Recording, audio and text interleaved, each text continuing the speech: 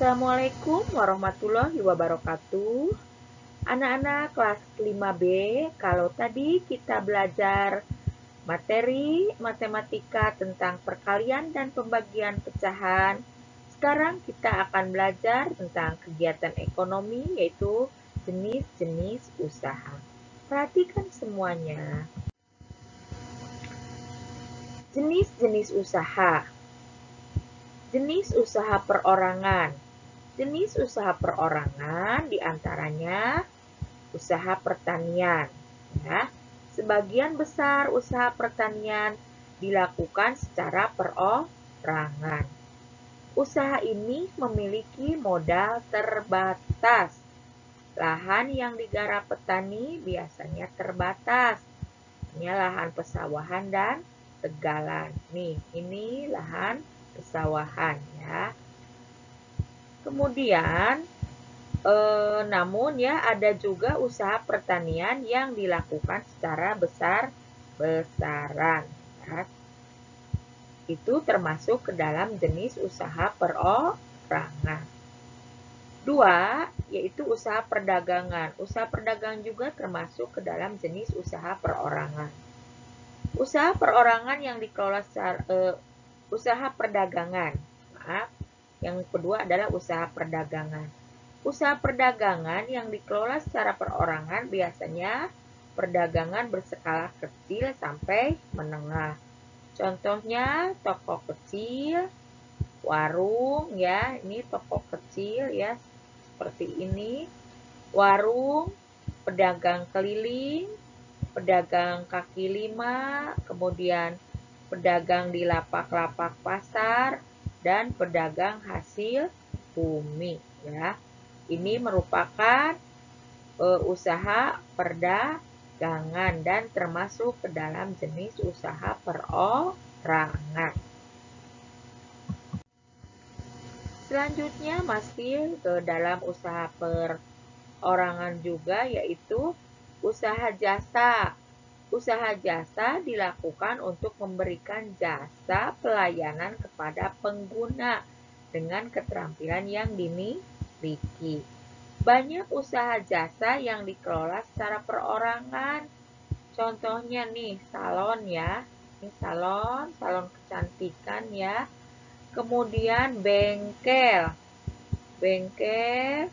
kemudian fotokopi, tukang cukur, juga ini ada rental komputer. Itu merupakan jenis usaha jasa ya, merupakan usaha jasa dan termasuk ke dalam jenis usaha perorangan.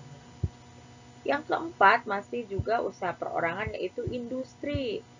Industri adalah kegiatan usaha untuk menambah nilai guna suatu barang. Bentuknya adalah pengolahan bahan mentah menjadi barang setengah jadi atau jadi. Jenis usaha industri di Indonesia terbagi atas 4 jenis, yaitu industri rakyat atau industri kecil, industri menengah, dan industri besar. Ini merupakan industri kecil ya. Ini pembuatan keramik, kemudian ada juga di sini pembuatan batik yang dilakukan di rumah. Kemudian ada juga ini sama ya, pembuatan kerajinan yang dilakukan di rumah ya. Jadi yang termasuk ke dalam jenis usaha perorangan yaitu pertanian, perdagangan, usaha jasa, dan industri. Itu termasuk ke dalam jenis usaha perorangan. Kedua adalah usaha kelompok. Usaha ekonomi yang dikelola secara berkelompok adalah usaha yang dijalankan secara bersama-sama, baik dalam modal, pengelolaan, maupun dalam hal hasil. Beberapa usaha ekonomi yang dikelola secara bersama-sama adalah sebagai berikut. Satu nih, firma ya, satu firma.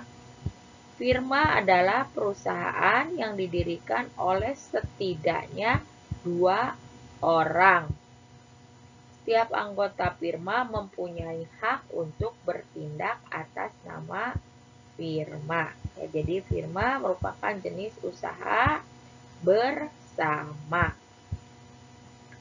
Yang kedua, CV ya, atau persekutuan komanditer adalah perusahaan yang didirikan oleh satu orang pengusaha atau lebih dengan modal dari pengusaha itu dan dari beberapa penanam modal. Nih, contohnya ini ya, diantaranya adalah perusahaan properti ya, properti developer seperti perumahan ya. Oke.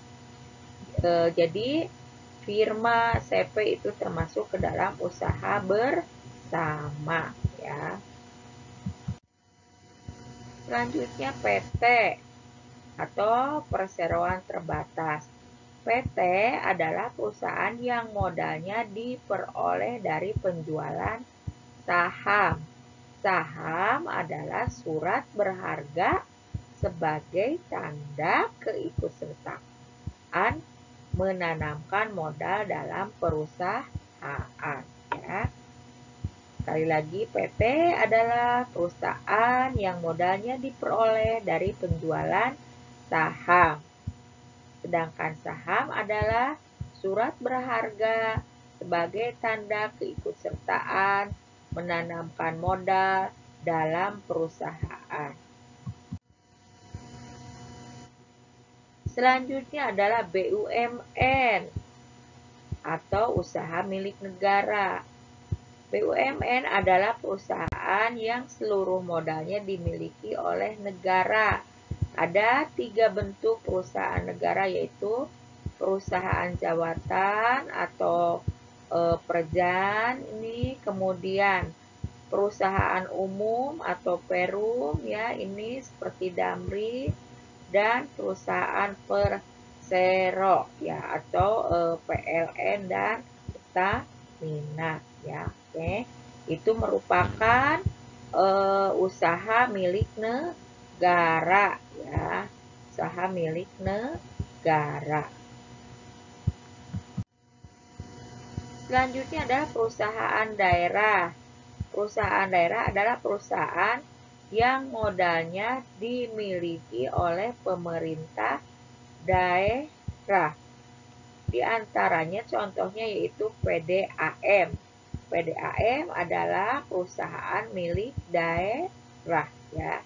Sekali lagi, perusahaan daerah adalah perusahaan yang modalnya dimiliki oleh pemerintah daerah. Kemudian koperasi. Koperasi adalah usaha bersama dalam bidang ekonomi. Kerjasama dalam koperasi berdasarkan prinsip yang saling membutuhkan dan kesamaan kebutuhan anggotanya. Terdapat 5 bentuk koperasi yang ada di Indonesia. 1. Koperasi konsumsi, 2. Koperasi produksi, kemudian koperasi simpan pinjam, dan koperasi jasa, serta koperasi serba usaha. Koperasi konsumsi yaitu usaha bersama yang menyediakan berbagai barang kebutuhan sehari-hari. Contohnya minyak, gula, beras, sabun, peralatan rumah tangga. Tujuannya dari koperasi konsumsi adalah memenuhi kebutuhan konsumsi sehari-hari bagi anggotanya. Itu adalah koperasi konsumsi. Selanjutnya koperasi produksi. Koperasi produksi adalah usaha bersama yang menyediakan bahan baku produksi dan menyalurkan hasil produksi anggotanya.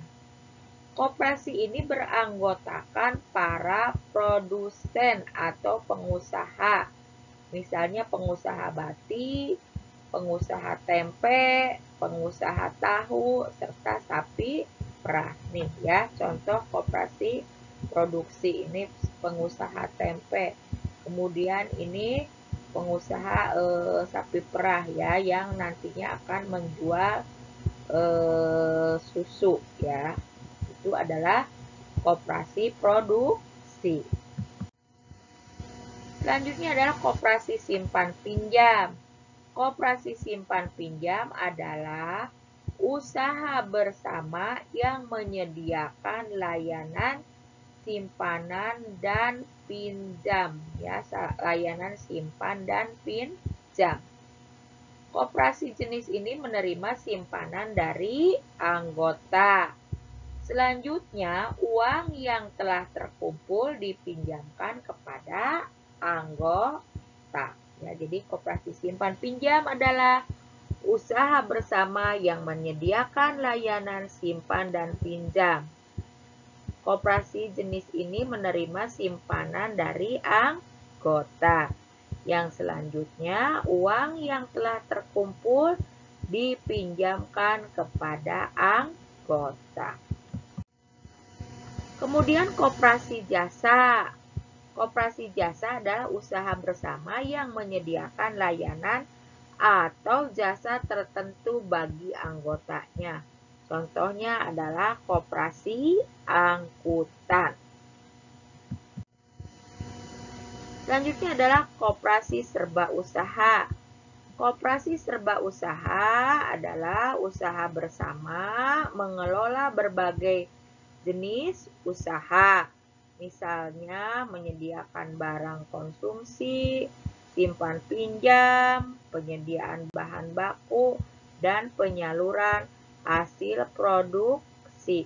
Contoh dari koperasi serba usaha adalah koperasi unit desa.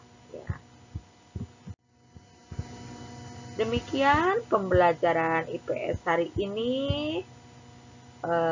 Kalian kerjakan LKS yang telah Ibu berikan, kemudian dikirimkan melalui Google Classroom. Selamat belajar. Assalamualaikum warahmatullahi wabarakatuh.